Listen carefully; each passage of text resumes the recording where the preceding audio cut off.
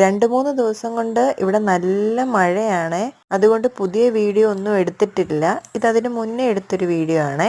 എൻ്റെ പഴയ ചൂരിൻ്റെ ശോചനീയാവസ്ഥ കൊണ്ടും എൻ്റെ നടുവിനെ പരിഗണിച്ചുകൊണ്ടും നമ്മൾ പുതിയൊരു ചൂര് പണി സൈഡിലോട്ട് ഇറക്കിയിട്ടുണ്ടായിരുന്നു. പക്ഷെ ഇനി എന്നൊക്കെ ആണേലും അത്രയും ദിവസം നമ്മൾ ഉപയോഗിച്ചൊരു സാധനം നമ്മുടെ കൈക്ക് വശപ്പെട്ട് വന്നതായതുകൊണ്ട് എനിക്കത് തന്നെ ശരിയായുള്ളൂ.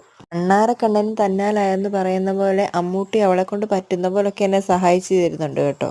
ചെറിയ ചാറ്റമഴ ഉണ്ടെങ്കിലും ഇപ്പം അത്യാവശ്യപ്പെട്ട് തൂക്കുന്നത് എന്നാന്ന് വെച്ചാൽ നമ്മൾ 2 ദിവസത്തേക്കിന് ഇവിടെ കാണത്തില്ല. ഇപ്പോഴത്തെ കരിയില വീഴുന്നതിൻ്റെ സാഹചര്യം വെച്ചിട്ട് നമ്മൾ തൂക്കാതെ പോയി കഴിഞ്ഞാൽ 2 ദിവസം കഴിഞ്ഞിട്ട് വല്ല JCB വിളിച്ച് മാന്തണ്ടി വരും. സ്വന്തം വീട്ടിലോട്ട് പോകുന്നതിന് മുന്നേ അല്ലേലും നമുക്ക് പണി ചെയ്യാൻ കുറച്ച് ആവേശം കൂടുതലുണ്ടായിരിക്കും. വലിയ മഴയൊന്നും ഇല്ലല്ലോ, അപ്പം ചെടികളൊക്കെ നല്ലപോലെ നിന്നോളുമല്ലോ, 2 ദിവസം നോക്കാതിരുന്നാലും എന്നൊക്കെ ഓർത്തെങ്കിലും ഇപ്പം ഭയങ്കര മഴ. ഞാനിപ്പം അവിടെ നിന്ന് പോരുന്നു. ഞാനിപ്പോൾ എൻ്റെ വീട്ടിലാണ് ഉള്ളത്. ഒരു സമാധാനവും ഇല്ല.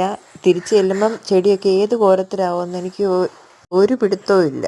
യൂട്യൂബിൽ വീഡിയോസ് ഇടുമ്പം കണ്ടിന്യൂറ്റി നഷ്ടപ്പെട്ടാൽ നമ്മൾ പിന്നെ ഇത് ഇടുന്നതുകൊണ്ട് യാതൊരു പ്രയോജനവും ഇല്ല. പ്രത്യേകിച്ച് നമ്മളൊക്കെ തുടക്കക്കാരാണല്ലോ.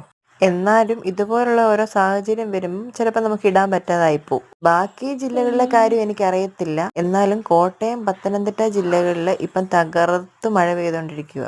നമ്മൾ കഴിഞ്ഞ ദിവസം നട്ടുവെച്ച സിങ്കോണിയം ഒരു പുതിയ ഇലയൊക്കെ തന്നിട്ടുണ്ട്.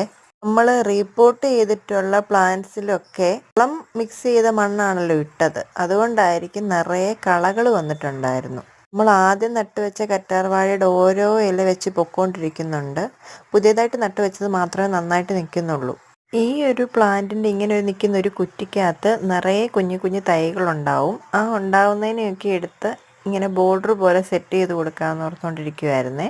അപ്പോൾ അത് ഉണ്ടായി നിന്നതെല്ലാം കൂടെ അവിടോട്ട് വെച്ച് കൊടുത്തു. ഒന്നും പിന്നെ പ്രത്യേകിച്ച് കെയർ ഒന്നും വേണ്ടല്ലോ, അങ്ങ് വളർന്നു വന്നോളുമല്ലോ. അപ്പോൾ എല്ലാവരുടെ അടുത്ത് എങ്ങനെയൊക്കെയുണ്ട് മഴ? എല്ലാവരും